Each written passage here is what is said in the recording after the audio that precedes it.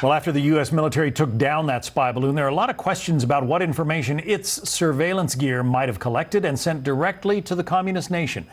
Let's bring in New York Congresswoman Nicole Malliotakis. She is a member of the Congressional Taiwan Caucus. What are your primary concerns tonight, Congresswoman? Well, look, it's clear, at least to those of us looking from the ground here, that this was a message from China to the United States and to our allies, Japan, to Philippines, to Taiwan, those in the Indo-Pacific, where we are strengthening both our economic and military ties, but it was also a test of the United States and the Biden administration.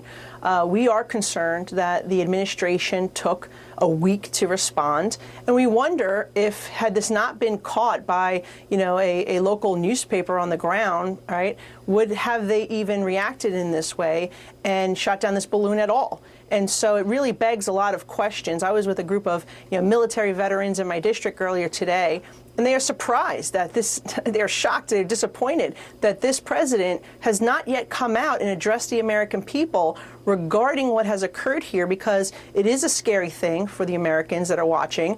They don't know what the intentions are of the Chinese. They don't know what kind of information was being gathered, but we know that this is a continuous threat, geopolitical threat that we're facing, with China purchasing farmland near military bases in Texas and North Dakota, with this type of surveillance taking place above military property. So it is a growing concern. I believe that the administration needs to address it, both to Congress and to the American people. Right. The president said that he gave the order on Wednesday to shoot down the balloon whenever it was safe to do so, and he left it up to the Pentagon, he says, to decide when that would be. Well, the Pentagon decided today. But they were tracking it for 4 days when it was over very sparsely populated territory in Alaska and Canada. They could have shot it down anytime before now. Absolutely. I mean, we cannot have adversaries violating international law, violating American airspace, and not taking action. This balloon should have never been allowed to enter the mainland. Once it was spotted above the islands of Alaska, it should have been taken care of then.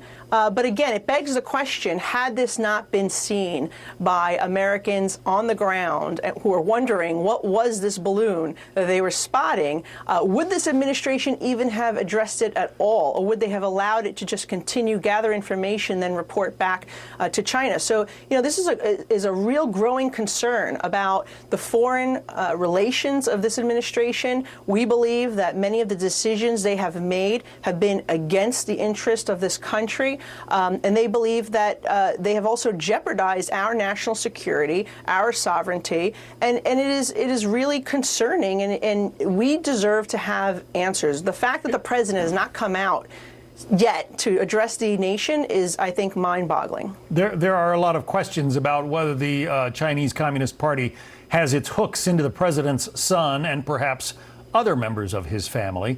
Is there going to be some kind of a congressional investigation into this incident?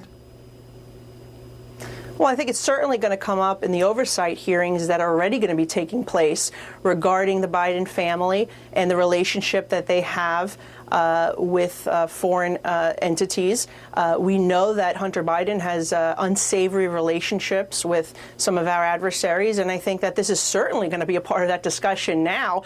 And it is concerning to think that the president could potentially be compromised, that the family could potentially have shared our intelligence, our classified information with enemies. I mean, this is all, I think, going to be part of those hearings that Representative Komar and the Oversight Committee are about to be conducting. And it seems that there is a trail here, quite frankly. It seems that when you try to connect the dots, it seems that it is plausible that our president and his family is compromised, and that the son participated in activities that jeopardize the national security of our country. It's some scary and interesting times ahead. New York Congresswoman Nicole Malliotakis. Congresswoman, thank you. Thank you. More chaos at our southern border.